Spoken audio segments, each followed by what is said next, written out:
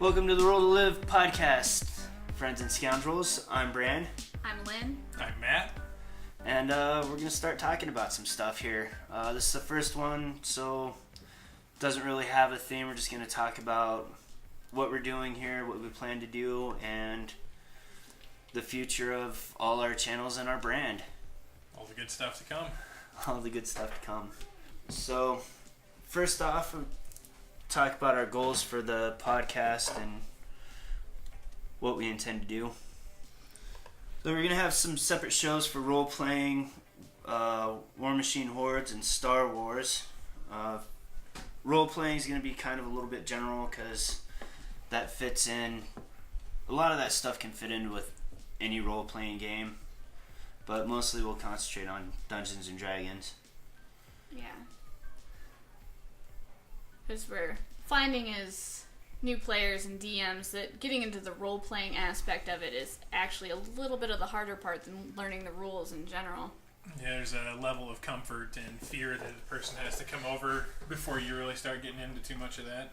Yeah, for sure. And that's part of the point of doing this too, is to look at it from new player, new DM standpoint. There's a lot already out there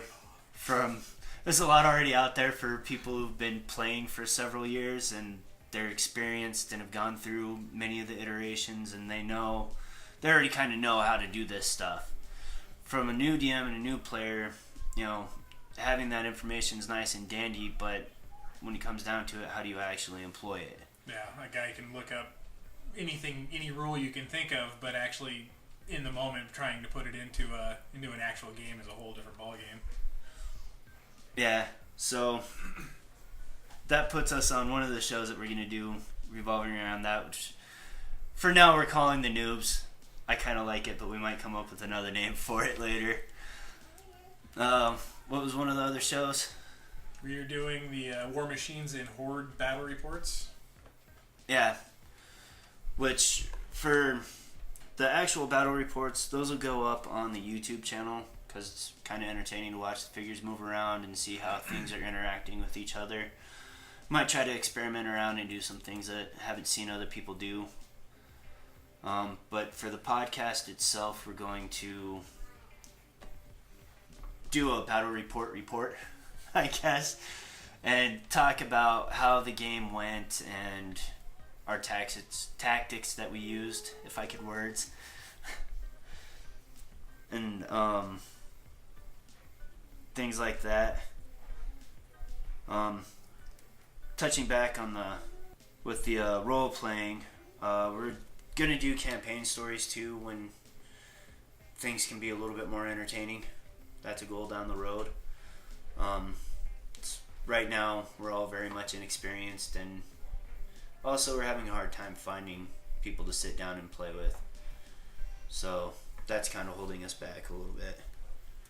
And then also we're going to have a rules interpretation. A lot of people talk about the rules and what the book says and how to employ it, but I think more importantly is talk about interpretation of the rules, because that's more the directive from the creators, or the creators of the current edition of the game. Is this is just a guideline, do with it what you will. Interpreting the rules, a little bit of how we do it, house rules, and how we expand on what's already there. A little bit of homebrewiness, and we'll definitely talk about what the book says, examples that we've seen in, now that D&D has a media form, that's mainstream. It's a good time to start doing that.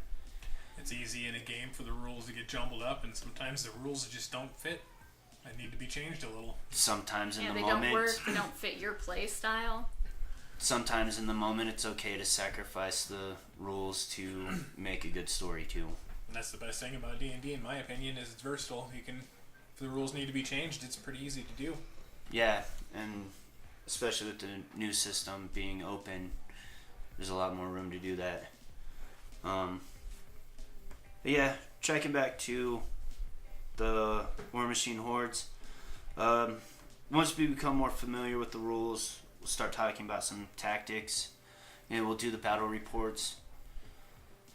And then I think it's another place to have some rules interpretation, because we'll talk about this a little bit more in depth detail, but we've noticed, being brand new to this, that there is a lot of possible confusion for people if you don't have anybody to guide you.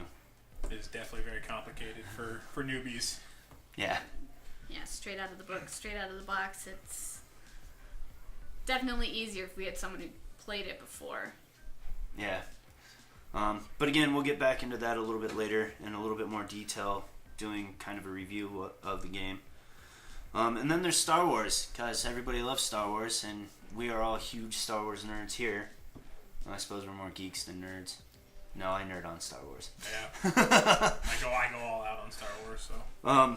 Again, that's another place where there's a lot of games, there's a lot of rules, there is always bound to be some confusion, so we can talk about some rules interpretation there too. And then again, we'll do some battle reports after we run a campaign or a skirmish game for YouTube. Come in and talk to you guys about how that went, what we liked about that game, what we didn't. But also Star Wars, there's Fantasy Flight has really grabbed onto this franchise, and there is a lot of gaming opportunity with it. With, Imperial Assault, that's what we're going to start running first. We got Edge of the Empire, and there's some expansions with that, with role-playing games. And then Legion coming out sometime in the near future, either by Christmas or shortly after. And I'm really excited for that game. Really excited for that game myself, and there's definitely a lot to talk about there with the Star Wars games. So our schedule going forward, starting with the podcast, for what we definitely want to try to get out is the podcast, and have a few different shows that we can do with that. So that way there's plenty of entertainment for people, and hopefully a lot of knowledge to come out. Seems Knowledge, a little oxymoronic right now. Oh, there's definitely going to be a lot of nonsense. Yep. That is going to be a given. Next thing, we are in the process of running online games right now.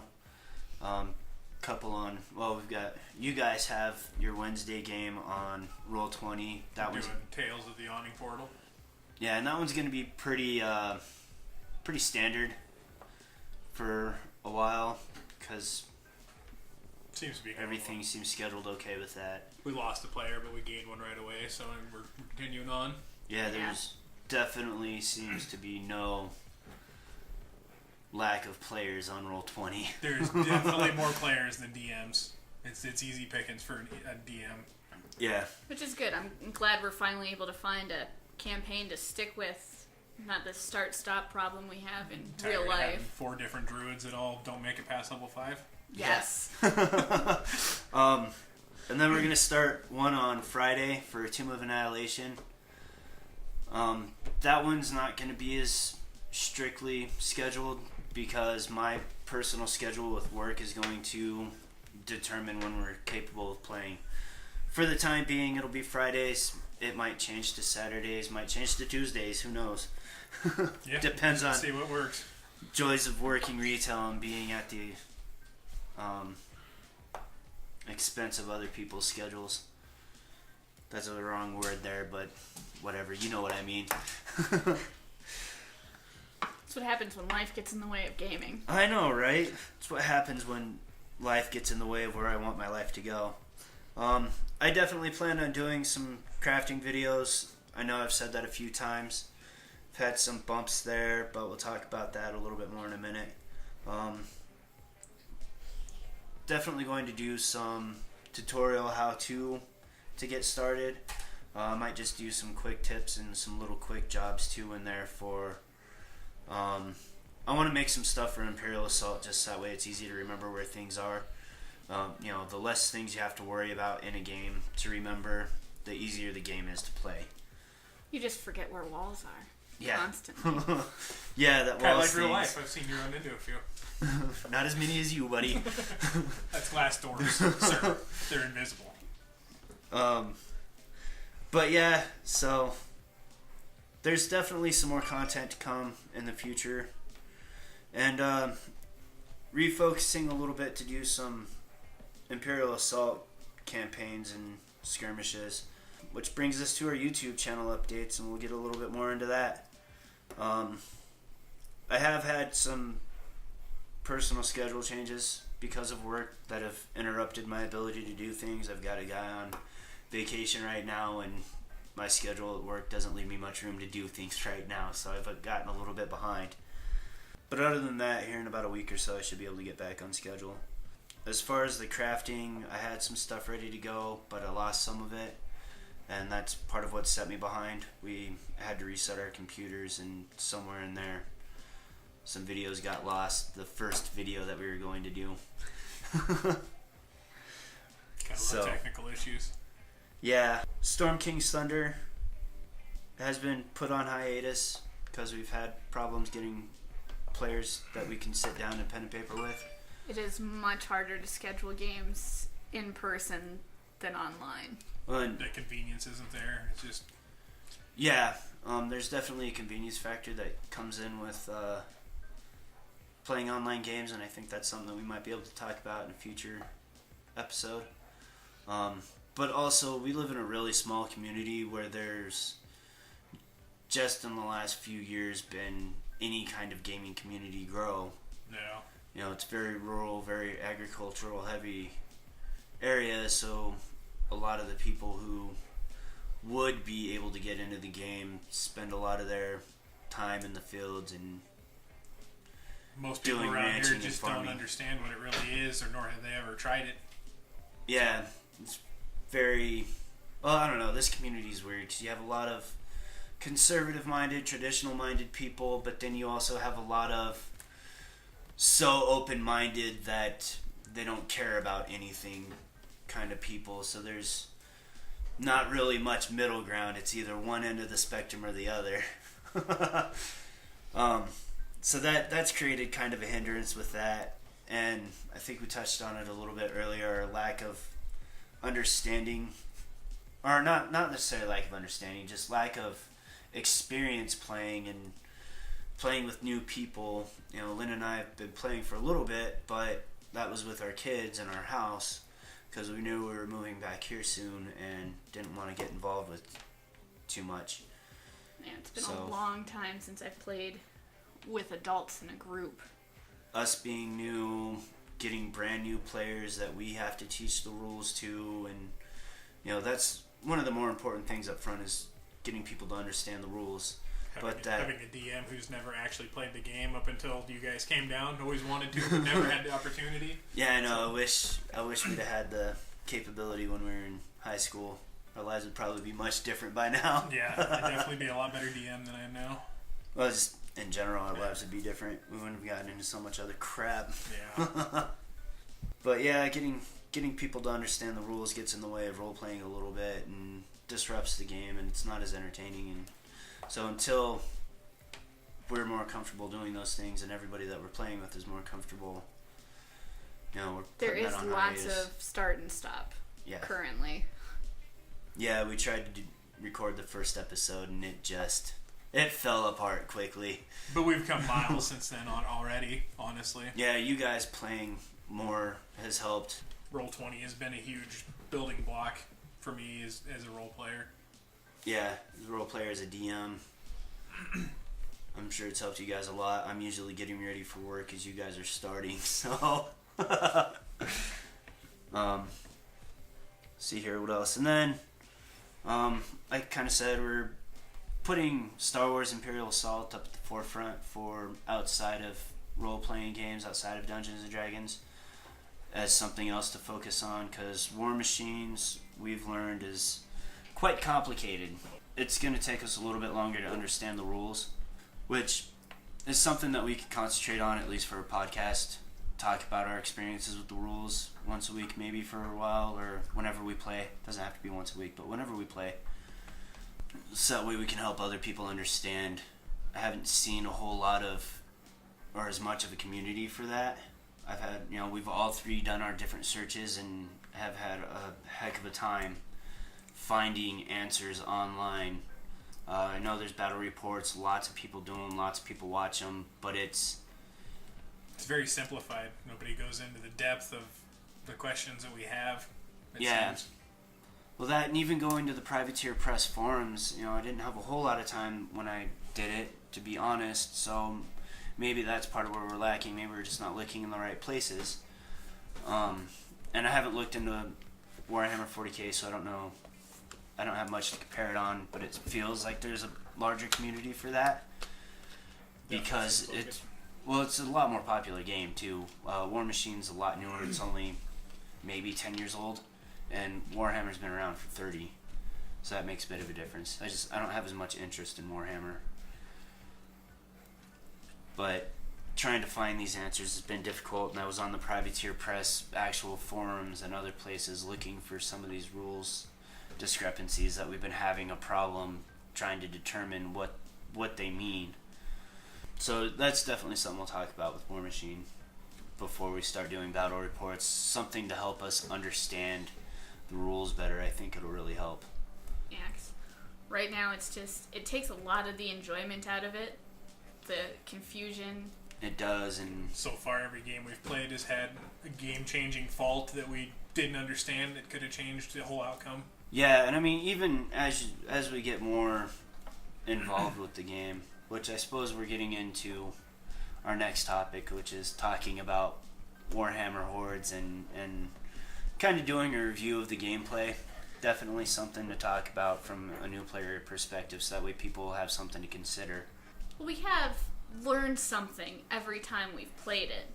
The first game we did, I think, was like 4 hours, and then the last time we did about 4 games in 4 hours. So, well, we definitely got into playing multiple games after four sessions of playing.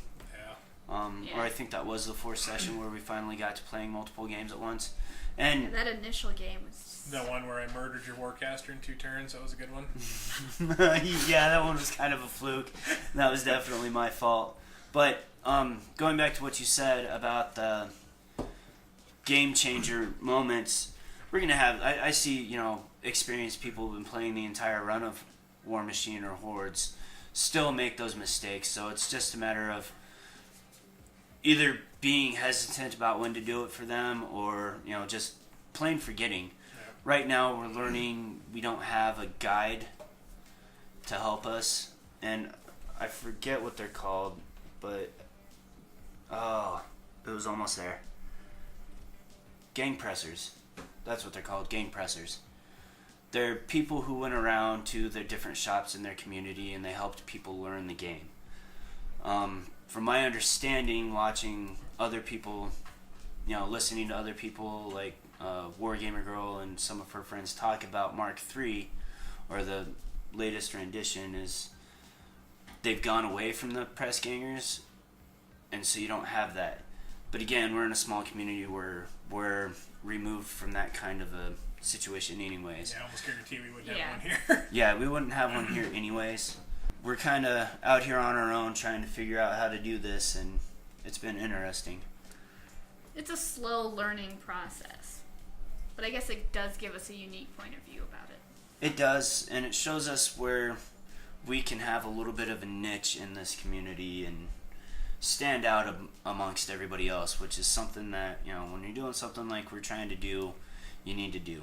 We've got a brand that we're trying to build for future endeavors, and it's important to stand out. But let's talk about our experiences with Warmachine Hordes a little bit more. Like you said, the gameplay is very complex when in comparison to other games that we've played so far. I've watched Frostgrave videos,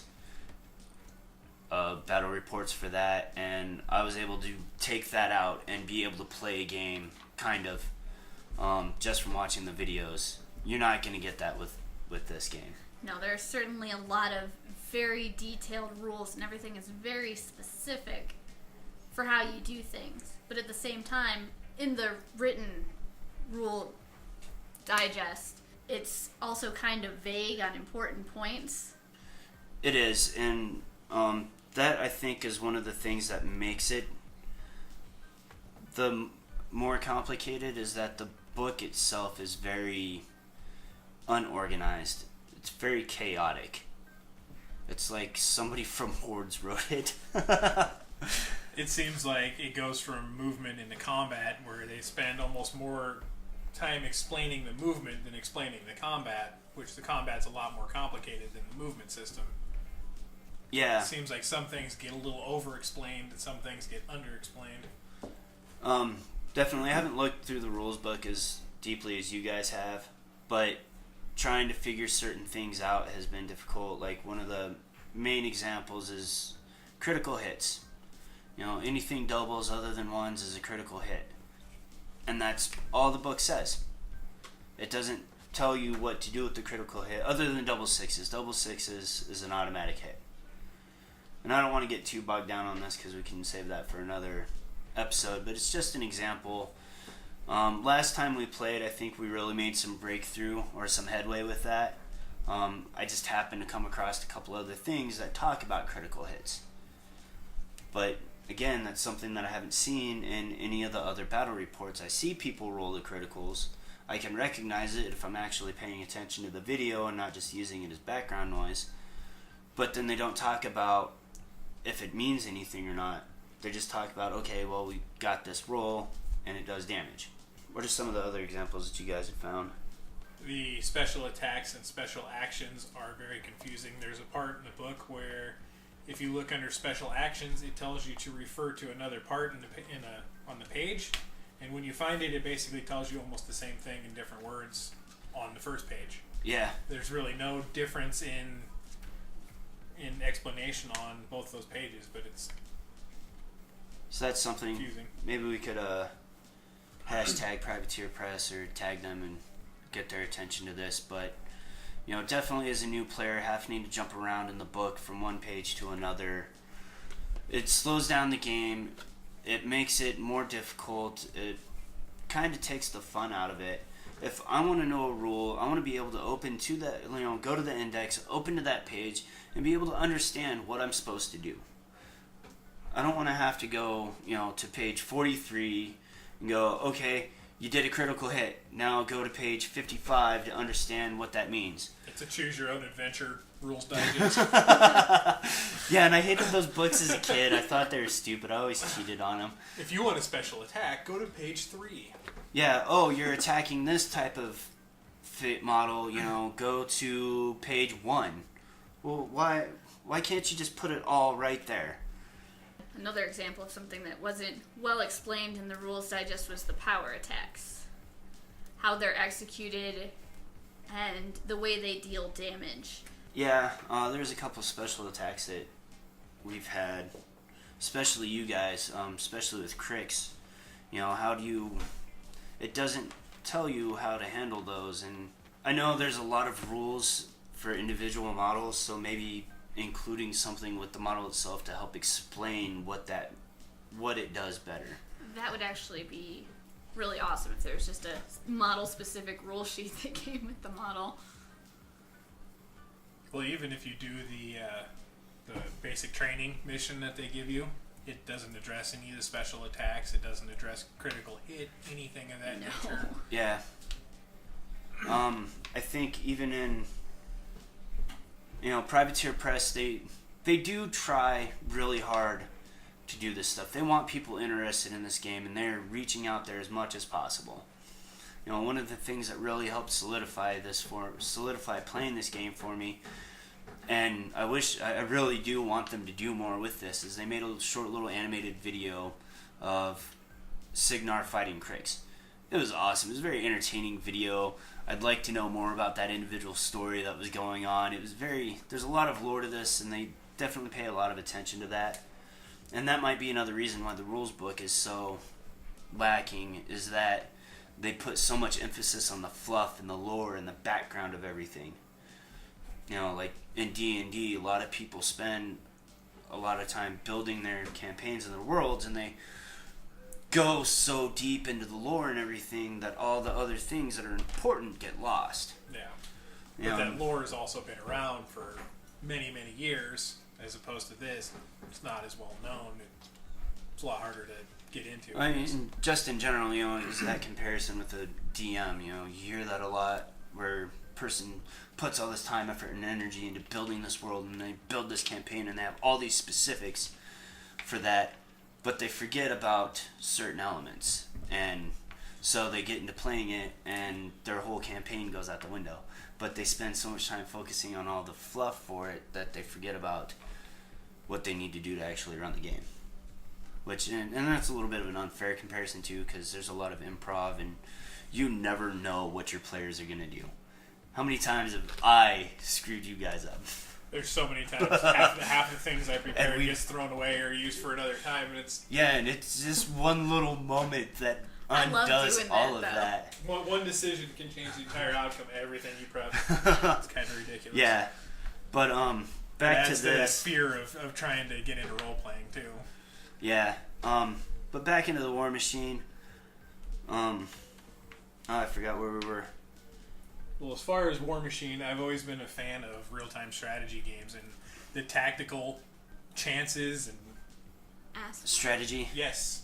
The strategy. Is that word that you just said? Yes. Real-time strategy? The strategy of everything. I mean, that's the most appeal I have to this so far, and I think after you get more understanding of the rules and bigger armies, the tactical advantages and choices just could be uncontrollable. It'd be so much. Yeah, and that's definitely, we're struggling. I'm trying to stay optimistic with this because I've lost every game that I've played. But, it's a game. I'm not going to let it bother me if I just end up not winning ever. I can either stop playing or I can find another army. We're not totally invested in this game yet. We each have a battle box. Is what, $40?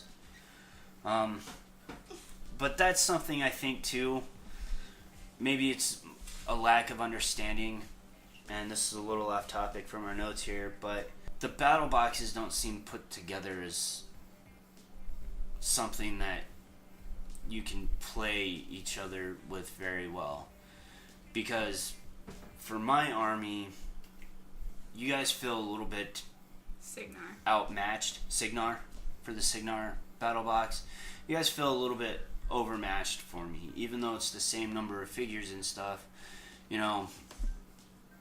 Matt, your Crix battle box is very melee heavy, and you can just almost destroy a model in one go. Where, I got 1 or 2 hits with a couple of them, and definitely learning a few things has helped a little bit. I definitely did a lot better those last couple games. Yeah, that one where you played me and I was running Circle, I forgot half of everything and didn't use a lot of things, but I still ended up just wiping the map with you. Yeah. Yeah, there's definitely balance issues, especially if you're playing somebody that's on War Machine playing somebody Hordes or vice versa. It seems there's a lot of differences there that are... Yeah, there are, like, the Signar battle box trying to play a Hordes army. Most of my, not even my special attacks, most of the things that are relevant to my figures, to my models, don't affect the Hordes because they're not running battle jacks. They're living, breathing creatures, essentially, and... Well, it's the same with my Circle army. There are attacks that affect living creatures, but you're just running constructs. Well, there almost needs to be a book for that particular reason for fighting between War Machines and Hordes, because the War Machine book does not mention anything about battling Hordes, and Hordes, I'm sure, doesn't say anything about directly battling War Machine. In the back of the digest, there is a few pages about the rules of War Machine. The ones that are different, I would expect. Differences. Yeah, the differences. The fury and the focus. And a couple other things. It's possible, too, once we expand and have bigger armies and you know who you're going against, you can adjust your army accordingly. Maybe other figures in Signar are better equipped to fight a Circle. Yeah. And some of that might just... I agree, but I kind of disagree because... some of that comes down to your own personal tactics. What works for one person might not work for another. But it's hard to say because we haven't gotten that deep into the game yet, too. We'll have to see. Now, you guys brought up a point before we actually started talking about this with, well, let's finish talking about this first, and then we'll get to that next point. Because I just thought of something with it. The difference between War Machine and Hordes, the Cigna Army Mine are capable of disruption on half their hits, which actually, now that I've recognized that rule, and if I start remembering to apply it, can help me out a lot more with my army if I'm fighting other warjacks. That has no effect on the Hordes figures or the Hordes models. And it brings us to another rule, and this is one of the, I don't know if it's a compatibility issue or what, but there's supposed to be a critical hit rule for disruption. It's called critical disruption. Again, that only affects War Machine. The jacks. There's nothing on the war beasts if it does anything to them, which you'd think at least a stun or something that would be a comparable. It's like there needs to be a supplement for altering how it affects warjacks versus war beasts. Even if they had something kind of like your guys' critical hit and miss cards for D&D, where there is an effect that you draw randomly something to make a critical hit more useful. Yeah, rather than, alright, you rolled a critical hit. If you roll two Yay. sixes and it's a direct hit, a 6 and a 5 is most likely a direct hit too. So what's so special about 2 6s? Luck. Yeah, that's kind of those odds of rolling it thing, like with Yeah. the D20 and like rolling a natural 20 in the role-playing games. It's not a very common thing, so it should be recognized and rewarded or whatever. Even though watching online games and stuff, people seem to roll them an awful lot. Yeah. Not me. Not when it matters. Let's see, where were we? And, I think a lot of the compatibility with War Machine and Hordes will be a little bit more clear with some more rules. I think that's our main hang up right now, is that we just don't understand the rules. Not a lot of clarification, and There's nowhere to go find a good, solid, clear answer. But we are working on it with the trial and error yeah, as we play. Definitely more error. definitely a lot of error. But also, like, you didn't seem to have much problem with your figures getting them together. I don't know if it's just a bad cast on a couple of my figures, or if when I was cleaning the flashing off or whatever, but I had a heck of a time getting some of them to stay together. I had a couple arms that just would not stay on. From what I've seen, it's not necessarily bad cast, that they just come that way, where it's just a very little spot where you have to try to get something to attach, and it doesn't work. That was kind of true with the elbow joint, I suppose. Yeah, there was about 3 times I had to clean all the glue off and just retry Yeah. until it finally stuck. I ended up having to go with one of my figures and get a good pen vise, because the first one I bought was junk. It's irrelevant right now, but I got a really good pen vise and ended up having to pin it. I wasn't planning on it, but I had no choice because the arm just would not stay on. I had to re-glue it back on 3 times that one day, and it was frustrating. So going into the future, I'll probably end up pinning a little bit more. I definitely could No. tell it was frustrating. I heard you over roll 20 yelling at your figure. That was fun for everyone. I actually ended up punching stuff that day. It's been a long time since I've punched anything out of frustration. The wall in my dad's basement. But yeah, the figures, and we'll see in the future. My personal theory with the battle box, they use this slightly different material too. I'd like to see them go to more of the traditional plastic if they want to do anything in the future different, that works with the solvent. I have no plans to magnetize anything if I want to have different models from some of the other boxes. This is one of my favorite things, doing some research into Privateer Press to figure out if I want to play this game. They sell a lot of the individual pieces. So, you have extra legs and arms for some of the warjacks that you can make different models with them. It's different variations or whatever of that model. That's kind of neat.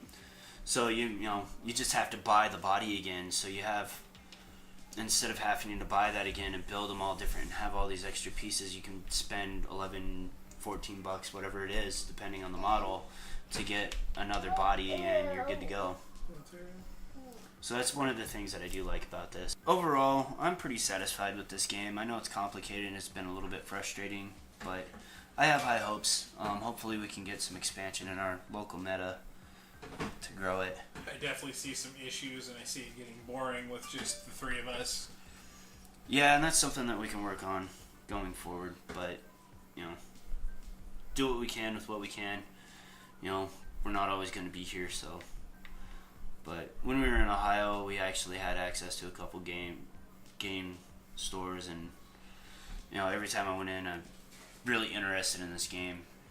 We could always take some trips to Cheyenne or Fort Collins and see what we can get going down there, too. Yeah, and I think I said something earlier. We've got the mini-con coming up in October. I'm sure we can find some people or get some people interested in it there. Definitely I think it will be easier to find some people who want to play D&D. Yeah. Especially if we run a couple games, we might put that up. I think if some people actually sit down and see what D&D is, because there's just this stigma of, oh, that's super nerdy and uncool. But I think if people actually sit down and see what it is for what it really is, they'll be hooked. Yeah. Yeah. But, and talking about meta, that kind of brings us to our last point of the Warmachine Hordes review that we're doing here, our talk about it. Is, we've got a small meta here. As far as we know, there's just the three of us for 100 miles who play this game. It'd be nice if there was some okay direction of if you have a small meta, and I think this is something that might have been lost with the press gangers too. How do you grow your army so that way you remain balanced with the people around you, so that way you're not overpowered compared to the people that you play with. Now, for us three, it's a little bit easier. We can do a little bit of research and figure out how to balance that out. And there are, in your fluff book that came with the battle box, there is some growth idea. Like, it gives you some options to start growing your army, what would be the next best option. But we don't know how that pales in comparison to other armies. Yeah. You might get the suggested for yours and just be like totally annihilate everybody with just those. Now it seems a little unlikely, but yeah, but I've looked many times at new units and whatnot, but I'm terrified to spend the money and then not really get to use them because, like you said, they're too overpowered or they're just totally worthless. Yeah. It's something we'll be able to judge a little better once we're more comfortable and understand better with what we've already got. Yeah, definitely. I think, like I said, a lot of our problem with the game right now is this lack of understanding of the rules. Once we're able to break through that obstacle, I think this game will really open up and we'll be able to enjoy it a lot more. Well, I don't know about you because there's still a lot of math, but There is a lot of math. I love the tactical side of it. Yeah, and honestly, tactics is something that's always been a little bit of a struggle for me in things like this. Doing paintballing or whatever, it's easy to go, oh, I'm going to hide behind that tree. They don't know. But when you're looking at a board game or a tabletop game down on the figures like they used to do in medieval times, you go, all right, what are the possibilities here? I've played a lot of Command and Conquer and Age of Empires, which is just looking straight down at a giant battlefield, and I think that kind of gives me a pretty good advantage. Yeah, and this is kind of very similar to playing chess, just a lot of extra pieces. You really might anticipate your players' movements. And it's something that I have struggled with a little bit for it is because I'm coming in from, I've played D&D in 3.5 before, and I'm used to the co-op, and that's what I enjoy playing, so the one-on-one is holding me back a little bit, too. Yeah, you attack everybody every time I played with you. You've always had the potential for wargaming. I do not attack. I'm a buff player. So yeah, I think that's pretty much it for Warhammer. I don't have a whole lot else to say, at least not at the moment. There's plenty to say about this game, but As we of should right save now, that so that way people have things to listen to in the future. As of right now, I'm scared to go forward with purchasing anything until we understand more, but I think it has a lot of potential. Yeah, and, there's definitely the financial holdback on it, especially if we've got, we kind of jumped into this a little bit. We had a little bit extra money from some things and decided to use this as an opportunity to start building our brand. And so there's lots of places for our money to go.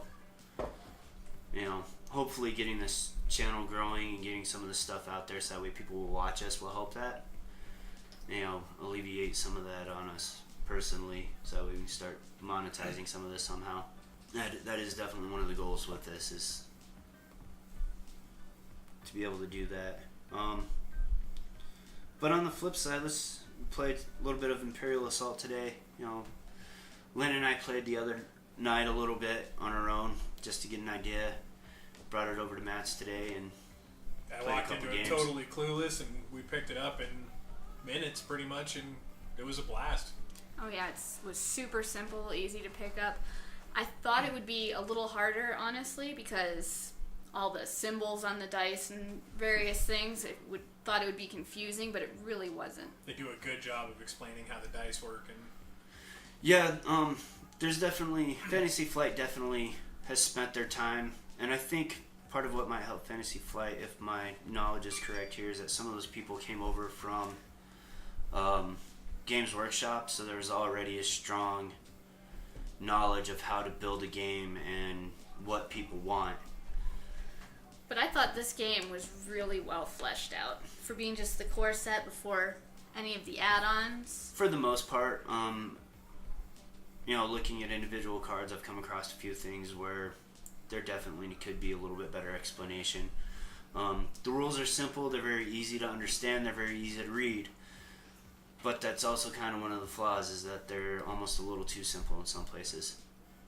it seems like the rebels are very overpowered compared to the Empire.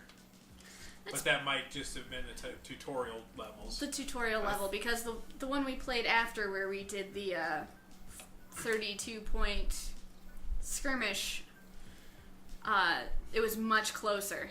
We didn't lose one unit though, and we took all of his out. He was just that was barely a skirmish. Vader was the too. only thing he really had to do much with, but still. It was also barely a skirmish. We were kind of just making that up to test out the allies.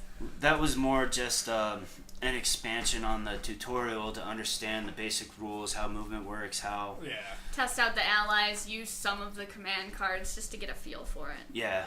I'm sure things will be a little bit different once we actually get into real gameplay, do an actual skirmish, do an actual campaign module, because, me playing the Empire, I just had my deployment cards. I didn't have anything extra.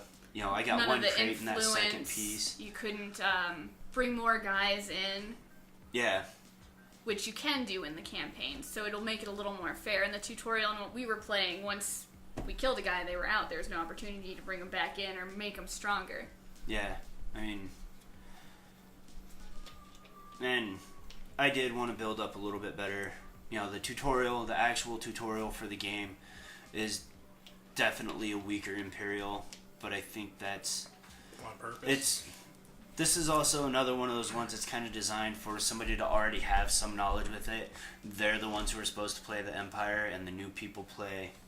So it's that press ganger mentality of, I know, so I'm not going to be disappointed that my Imperial forces get totally annihilated, and you're going to be like, wow, I just totally destroyed these guys, that was cool. Yeah. And that's another thing with the tutorial, too. It was just a single mission. When you play the campaign, it's a whole bunch of missions, and you're going to lose some and you're going to win some. And it doesn't make you the official winner. Yeah. Not until you get to the final one. So you're going to lose some. Yeah. And, it's... Even with the campaign, it's not like there's a... Alright, Empire, this is... exactly what you have to do. You put these pieces here and you just shoot, blah, blah, blah, blah, blah. No, you're kind of playing as an AI computer in the sense, to put it into perspective for some other people, like a video game, where I'm deciding my own tactics based on what you're doing, and you're deciding on your tactics. You know, there's a war game mentality to it. It's just in a more controlled environment, I think. You know, whereas a war game is just, all right, we're going to bring our armies and duke it out with each other. That's cool and fun and entertaining, but this, you know, there's a purpose for it. This did feel very much like a video game on tabletop, and I think that's part of what made it so fun. Because there's the side missions, too, to get your hero, or not hero characters, your... Deployment? The main characters, your allies, like Luke Skywalker. Very much like in video games. It's definitely more combat than role-playing, it seems. Yeah, you know, it's kind of like Dungeons & Dragons a little bit. If you're running one of the pre-produced modules, you know, like Storm Kings or whatever. But that role-playing element, as far as rules and actual gameplay, has been taken out of it. I mean, I'm sure if we wanted to, we could sit down and try to make it a little bit more entertaining and do that. We could role play it, but it is taken out. So it is like D&D, but without the role play. Yeah, it's like D&D, but it really pits the players against the GM as opposed to the GM just making a challenge. Yeah. But, and you know, you got... Well, it's got the tactics, too, that Matt enjoys so much, you know. The different mission parameters that you have to achieve and how to best achieve them or defend against what the Empire is trying to do. Yeah. So it does have that, very much have that tactical element, too. Must just be the gamer in me. But yeah, and one of the other things I like with this game, too, that really brings me into it is the expansions. There's already a lot. I don't know when this game first came out. I forget. But there's five expansions and a sixth one on the way. 5 or 6 or 7, something like that. That's been the one I keep calling Twin Suns, but it isn't Twin Suns. It's Twin Shadows. Jabba's, Hoth. So I think there's only 4. Okay. But even on that note, as it stands right now, it looks like there's many hours of entertainment in that box. Yeah, for sure. Definitely. And I haven't had a chance to look through the campaign book yet. Did you? I did. How many campaign missions are there? Well, I didn't count them, but there's... For half of it, there's 1 per page, and then as they get further along, they become 2-page. Yeah. So there are quite a few of them. And I know in the expansions, the smaller ones, well, the one I'm still going to call it Twin Suns. Sidetrack from that. Twin Shadows and Bespin are smaller, and they only come with 4 missions, but even that... Yeah. There's a lot you can do with it, with the side missions and all the ally pack expansions that come with missions as well. Yeah, you've got the ally packs, which is something I was trying to interject there. You know, Hera, it's not like you just go out and buy this figure and now you have Hera.